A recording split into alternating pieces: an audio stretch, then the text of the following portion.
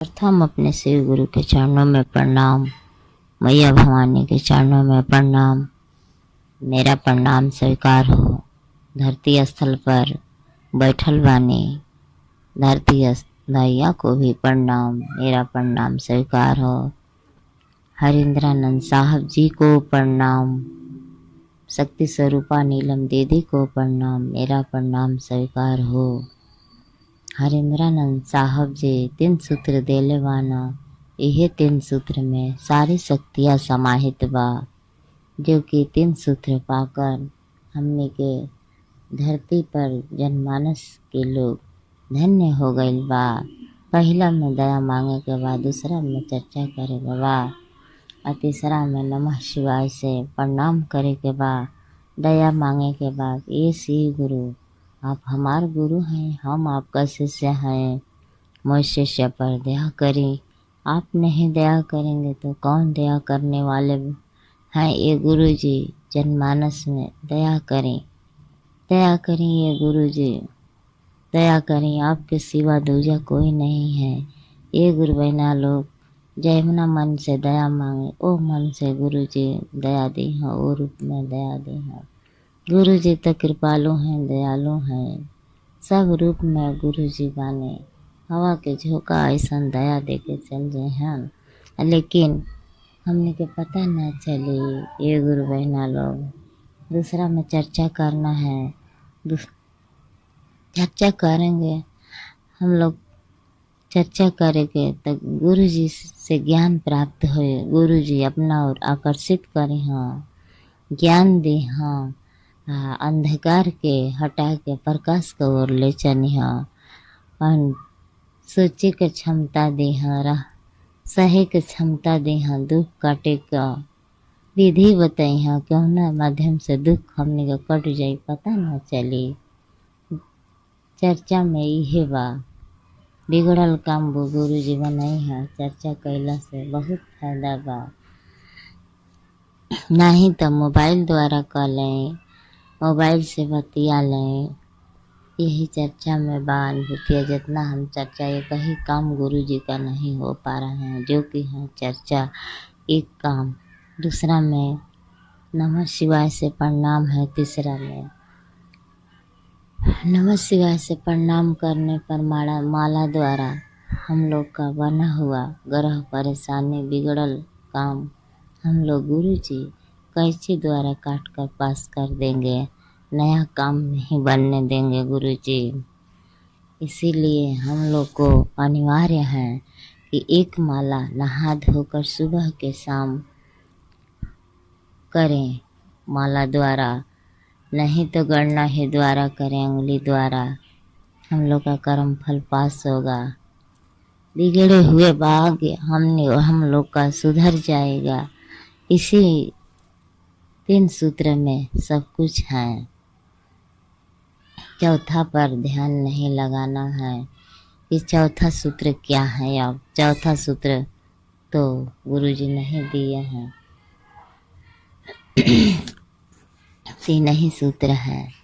ये गुरु बहना लोग एक चर्चा देवे जा रहल बानी, जौन चर्चा हमार सत्यम शिवम सुंदरम से चैनल के देखा तने जा और सब्सक्राइब करें जा। आपको छोटी प्यारी बहन मुन्नी देवी जौन बिगड़ल होई, चर्चा में त्रुटि होई, आप लोग बोले के कोशिश करब जा कि अपन सुधारब। गुरु बहना लोग चर्चा देवे जाते ने। चर्चा का यही रहस्य है कि यथा शक्ति यथा भक्ति, जितना भक्ति करेंगे उतना ही हम लोग को शक्ति मिलेगा। गुरु जी शक्ति देंगे और अपने ओर खींचेंगे। क्या है चर्चा का रहस्य, आइए सुनिए और देखिए, परखिए, समझिए चर्चा का क्या रहस्य है। यह चर्चा का एक राजा थे और एक रानी थी। रानी के लड़के का शुरू में शादी करके आई थी। वो उनका लड़का का शादी हुआ था। शुरू शुरू में नया नया, और रानी राजा और उनकी बहू रह रही थी, रह रही थी। लेकिन रहत रहनी बहू, एक दिन बहू बहुत सुंदर रहली, संस्कारिक रहली। बहू मायके में जब रहली अपना माई बाबू के घरे, तभी उ शिव गुरु का चर्चा करत रहली। प्रतिदिन मंदिर जात रहली, पूजा पाठ करे में उनकर बहुत मन लागत रहे। शिव गुरु में उनकर बहुत विश्वास रहे कि इहे शिव गुरु एगो मानव सृष्टि का मालिक, ये सब कुछ उहे बनैहन आ बिगड़ेहन। शिव गुरु का पूजा तन मन से उ बहू करत रहली उनकर। लेकिन सास, जब सास का घरे अली उ बहू त अली त उनकर त मन शिव गुरु में रहे। तो कुछ ही दिन बाद चर्चा का उनकर आगमन भइल टोला मोहल्ला में। तो कहली कि ए सासू जी, हम चर्चा में जाइबे अम्मा, हमरा के 10 गो रुपया दें। वो नहा धो के सुबह सुबह खाना वाना बना के नहा धो के तैयार हो गईली और चर्चा में जाए खातिर पैसा मांगे लगली। हम गुरु जी के चर्चा में जाइब ए अम्मा, 10 गो रुपया दें प्रसाद चढ़ावे के। तो उनकर सास 10 गो रुपया निकाल के दे देहले कि पहले पहले लड़की आयल बिया शादी करके, ना दे तो बड़ा शिकायत होई। 10 गो रुपया आई दुल्हन वाली चर्चा में जातली। फिर उनकर सास दे देहली, कुछ बोलली ना। चर्चा में गईली, पहला दिन दूसरा दिन गईली चर्चा में, रोज 10 गो रुपया ले जा चर्चा में। जब चर्चा सुबह में सब काम करके पति उनका ड्यूटी चल जा, नौकरी करे, आइए न चर्चा में चल जा दुल्हन उनकर। सास घरे रहा।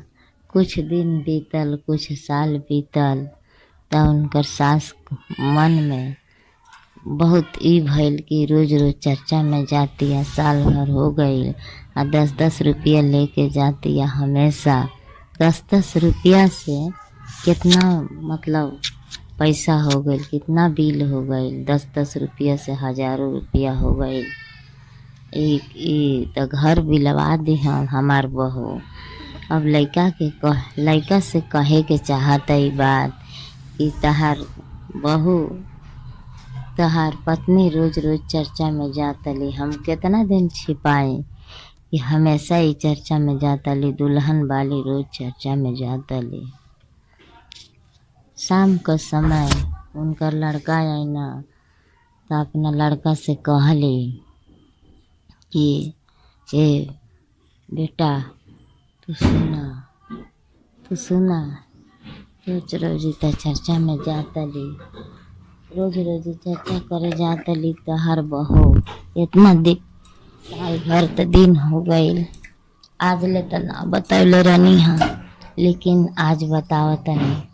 इस साल भर से चर्चा में जातली और 10-10 रुपया रोज मांग के ले जाली। आ खाना वाना बना के नहा धो के तू चल जाला ड्यूटी, यही चल जाली चर्चा में, और रोज हमसे 10-10 रुपया मांग के ले जाली। बेटा कहने कि इतना दिन बीत गईल है, बतौलू है ना है, कहाँ गईल वाली? तो गईल वाली चर्चा में।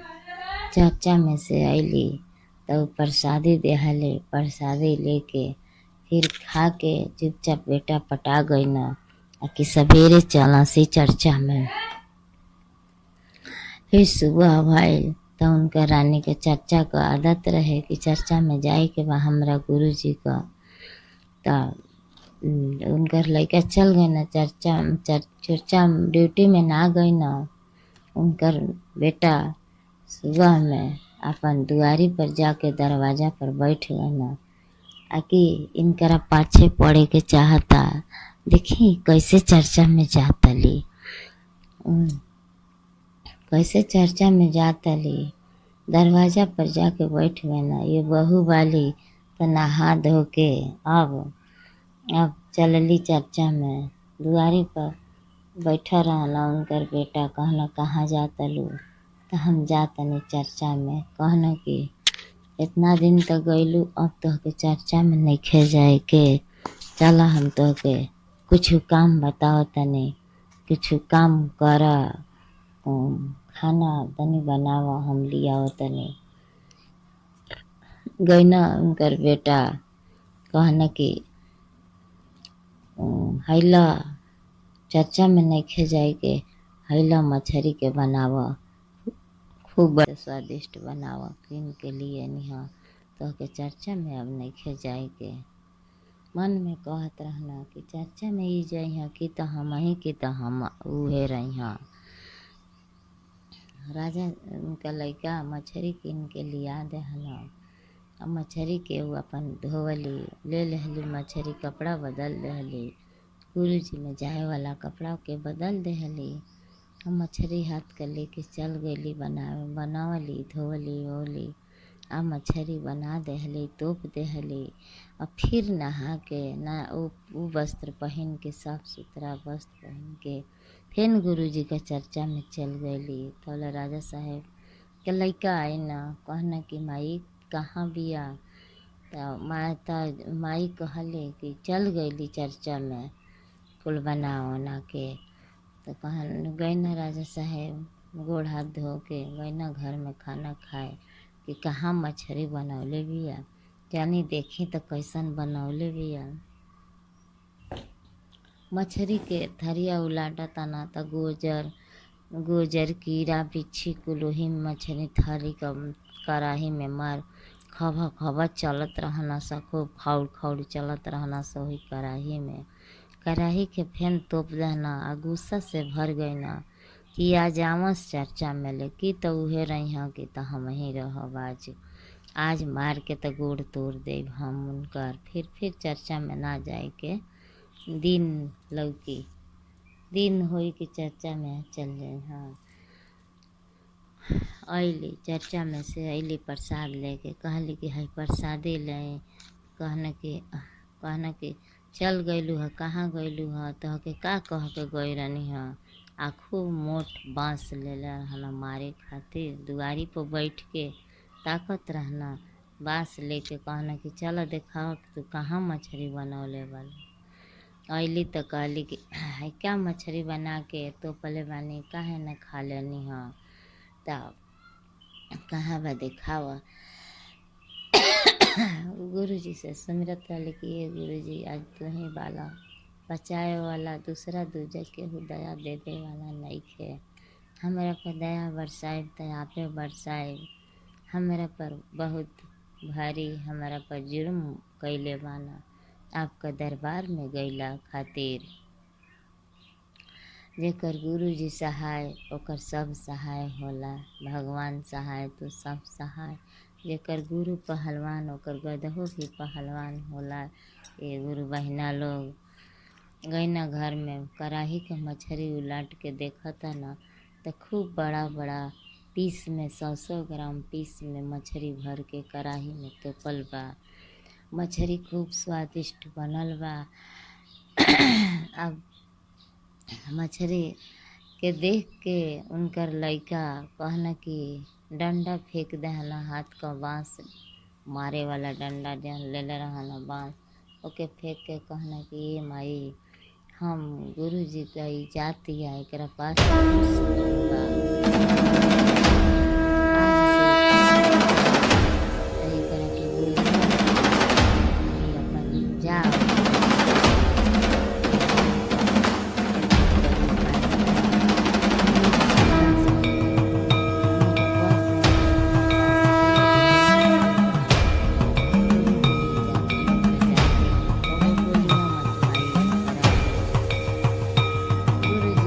जाए लगली। आ कुछ ही दिन में वो माई बेटा बापे पोते धनवान हो गए न, जा गाड़ी मोटर कार बंगला गाड़ी सब कुछ हो गईल, पुत्र पौत्र सब कुछ हो गईल, अने धने सब लद गई न, जा घर दुआर महल कोठा अठारी सब कुछ गुरुजी के कृपा से बन गईल। गुरुजी खुश हो गई ना, जैसे रहना जा गरीबी का हालत से अमीरी हालत में बस गए न जा, वही बस गए न जा इस।